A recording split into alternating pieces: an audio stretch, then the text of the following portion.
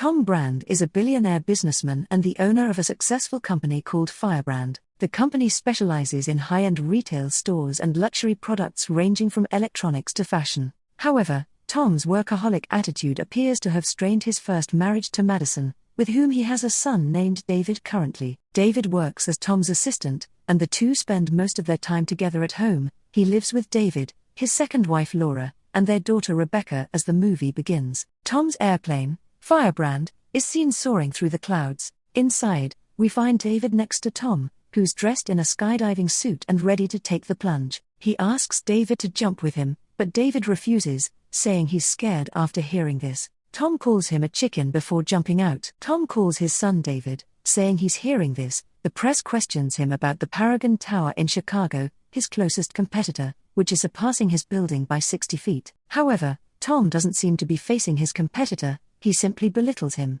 Meanwhile, the Firebrand staff are seen having a meeting in the conference room within the office. Tom inquires why the press asked him about Chicago, but Ian simply reassures him that he is undefeated and that his Firebrand Tower is taller. The next day, Tom recalls Rebecca's birthday and asks her what she wants. The little girl insists on having a cat, to which Tom replies that he will think about it. Following this, he goes back to his office and gathers everyone together for a meeting, actively seeking their suggestions for gift ideas. David joins in and explains that if Tom wants to show that he really cares about his daughter, he should simply get her what she wants. David is determined not to disappoint Rebecca. Tom gets in his car and heads to a pet store in search of a cat. Soon he arrives at Perkins' pet shop. In a peculiar and enigmatic pet store, all of a sudden, a cat leaps onto the hood of Tom's car, which startles him. After this, he walks into the store and sees a variety of unusual and exotic cats. However, the same cat from outside approaches Tom and starts snuggling with him. Seeing this,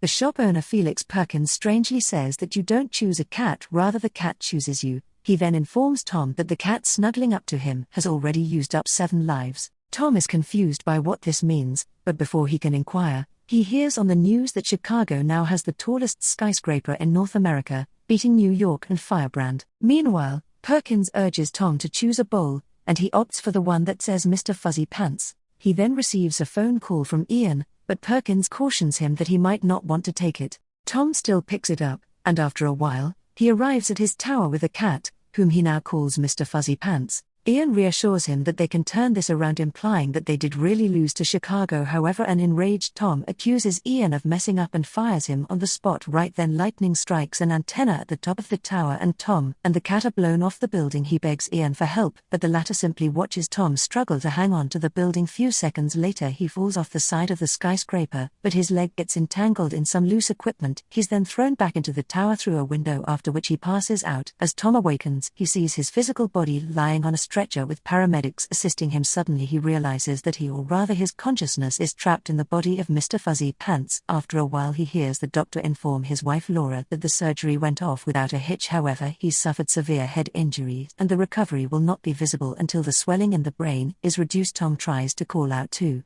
Laura and yells that he's inside the cat's body, but those around him can only hear him meowing and purring. Meanwhile, Rebecca approaches her mom and asks if she can see Tom, but Laura gently explains that her dad is unable to speak with them right now. David also consoles his sister by assuring her that they will go in together to see him. Just before leaving, they run into Ian, who lies that he tried his best to save Tom but was unsuccessful. Rebecca then notices the cat in the basket, and upon asking Laura, she reveals that Tom got it for her. Just then, Perkins appears before Tom's basket and starts talking to him. It turns out he's a cat whisperer who can hear and communicate with cats. Tom desperately asks how he can get out of this predicament, but Perkins crosses questions about how he got into this situation in the first place, and he adds that Tom must sort things out soon before his physical body expires, and he gets trapped in this cat body permanently. Back at Firebrand headquarters, David overhears Ian telling the others that what's happening to Tom isn't a crisis but rather an opportunity.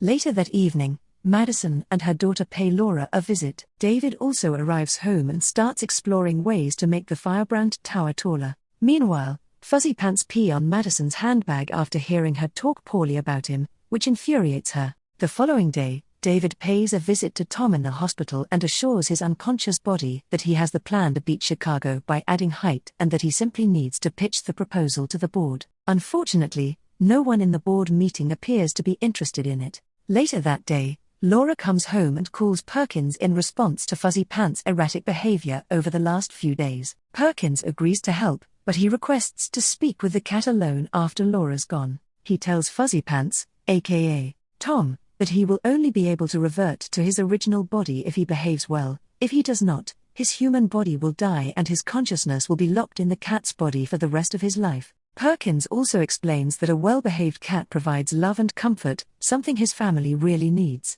Tom, now determined to escape the cat's body, begins to act like one. Just then Laura receives a phone call and starts speaking to a guy named Josh. Hearing this, Tom suspects that she's cheating on him. However, unbeknownst to him, the guy is just a real estate agent who's assisting Laura in buying a house. In the next scene, Fuzzy Pants plays with Rebecca to cheer her up. He is determined to be the best cat ever in order to reclaim his original body. His habits eventually make Rebecca suspect that something is wrong, and when she looks up information about cat reincarnation on the internet, she finds out that Mr. Fuzzy Pants is actually her father. Meanwhile, David tells Laura that Ian went behind their back, taking full advantage of Tom's comatose state. When Fuzzy Pants hears this, he sneaks into the legal box that David is carrying to the office. There he overhears Ian discussing a legal article in which Tom had promised to leave all his shares to David. However, the greedy Ian shreds the agreement, making sure no traces of the article are left behind. Later, Fuzzy Pants knocks down the paper shredder, causing the torn article to spill out. Right then, David enters the room and finds the paper shreds all over the floor. He eventually puts it all together and gets shocked. The next day, Ian visits Laura at their home and comforts her with false truth, claiming that Tom will not come back. However, she responds that Tom still has a chance. He then mentions that she knows Ian doesn't care about them. He's simply suggesting all this in order to take over the company. Later, David brings the article to the Firebrand headquarters and arranges a board meeting,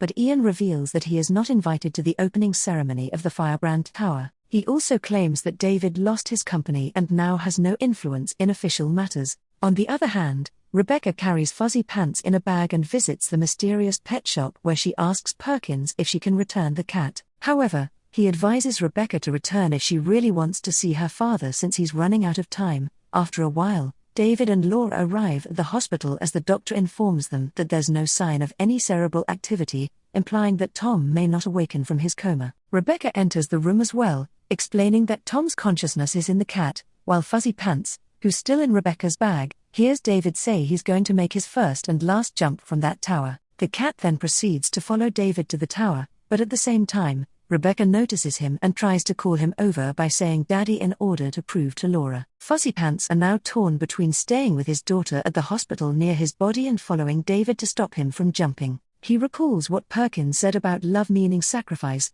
thus sacrificing his one last chance to regain his humanity. In the next scene, David enters the tower via the basement elevator, but Fuzzy Pants remain outside. Just then, Ian spots him and directs security to put him in a sack and dump him away. The guard is about to oblige, but Perkins arrives in the nick of time and saves him, saying it is his cat. The pet shop owner then warns Fuzzy Pants that he's not going to make it and that this was a dumb decision. Nevertheless, he places the cat in the mailbox so that it can get access to the inside and eventually the top floor. Later, the guards see David near the edge of the roof and ask him to step off. The cat also jumps after him while lugging a cable, but unfortunately snaps, sending him spiraling down with his son. David somehow understands the cat's language and quickly obliges. He then steers the parachute and lands it in the middle of the ongoing party. Wasting no time, he then presents the company's articles of incorporation and declares that he owns 51 of his father's shares. As everyone watches in shock, David fires Ian from the company, ending his reign of terror once and for all.